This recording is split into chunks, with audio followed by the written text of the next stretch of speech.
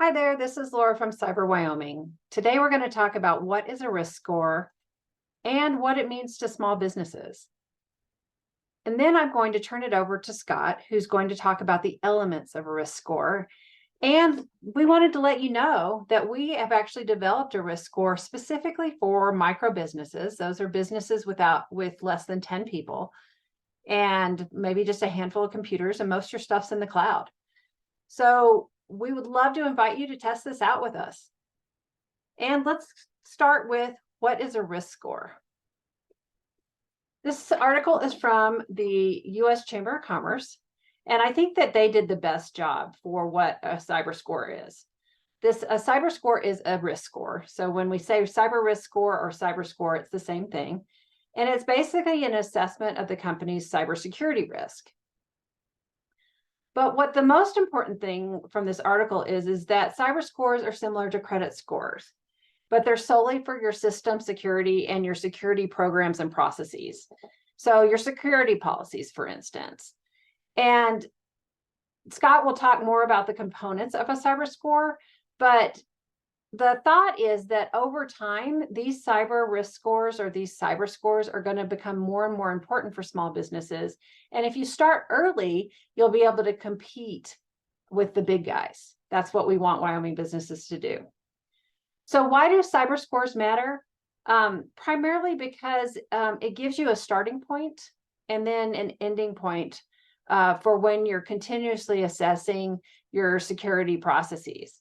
And so I think that that's really a big thing.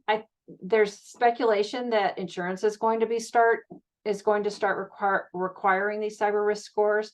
And if you have to comply with like a HIPAA framework, if you're a medical institution or any sort of security frameworks, that will also be part of the case. So I'm going to turn this over now to Scott, who will discuss the components of a cyber score and how to calculate it. Hi everybody, this is Scott Smith again. Today we're going to talk about the CyberWyoming risk score and how it can help you to assess the current situation with the business and what improvements could be done that would most improve the overall security of that business. First of all, to introduce some terms, think about remedy classes of a cybersecure business. There are 3 classes that we've identified. The first one, very important, is prevention. We want to prevent security threats becoming successful, and we want to block attacks or not have attacks. So prevention, very important, a very important remedy class. Detection, of course, also very important. If something happens, we want to be able to determine rather quickly that it has happened. And recovery. Once we've detected a security event, we can assess the damage and take steps to recover from it. All of this takes planning, and we're happy to assist you with that planning. These 3 remedy classes are terms to get used to as we go along with developing the risk score.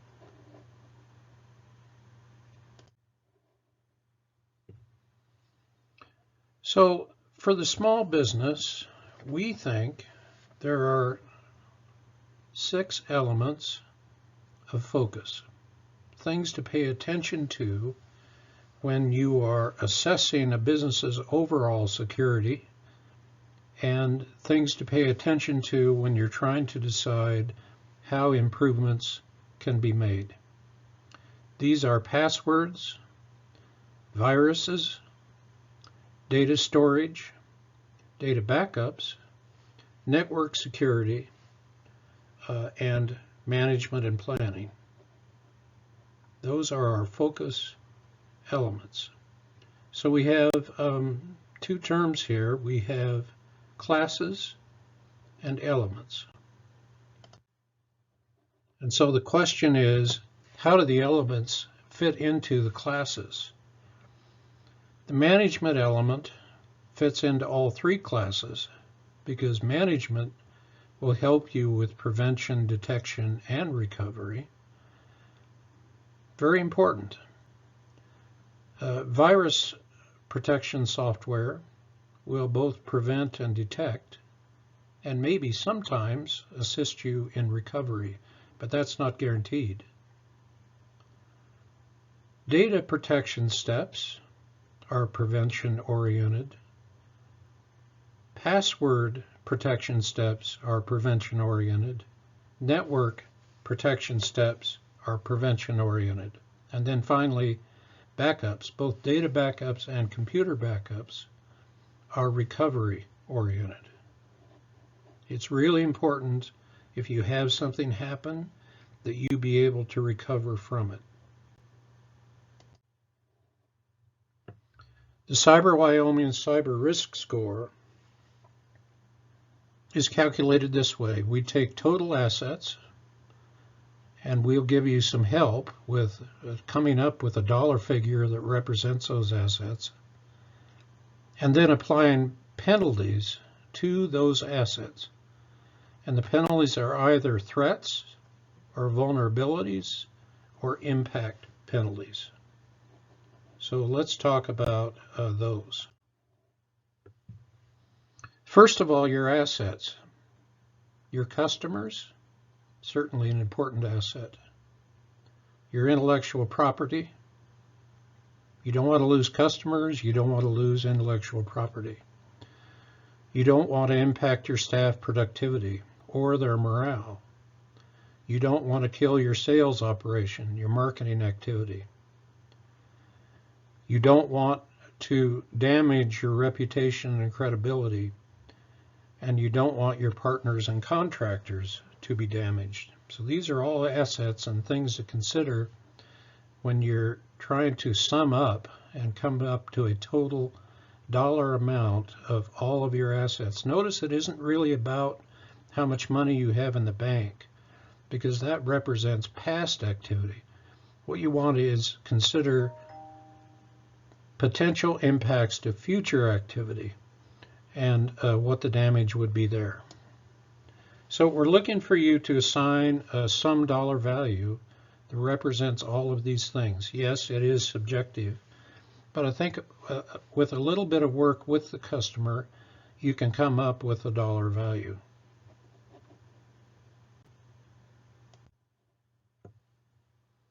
So first of all, the threat penalty. What is that?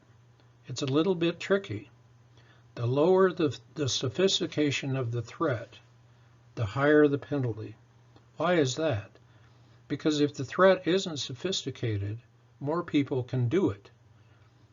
Complicated, sophisticated threats are done by only a few people. And if you're a small business, you're probably not going to be of interest to somebody who would rather go after the FBI or the IRS. So I give an example here of casual password management. If you're sharing passwords, you're writing passwords down, you have simple passwords to remember. I once saw a hospital where every doctor had the password of the word doctor. Okay, and so that was just not good. And so the threat penalty for that passwords, that particular element, would be very high if the situation was like that. On the other hand, what if you haven't updated the software in your firewall for a long time? Well, it's still a good firewall. It's still doing what it needs to do.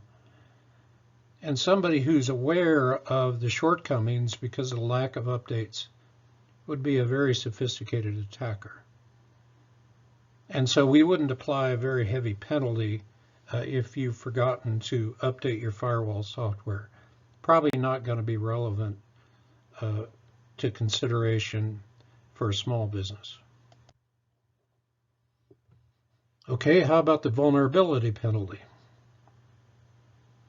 This one's easy to understand. To take the example here, if you if your business is vulnerable because they haven't installed virus detection or haven't taken care of updates for virus protection, the vulnerability penalty is going to be high.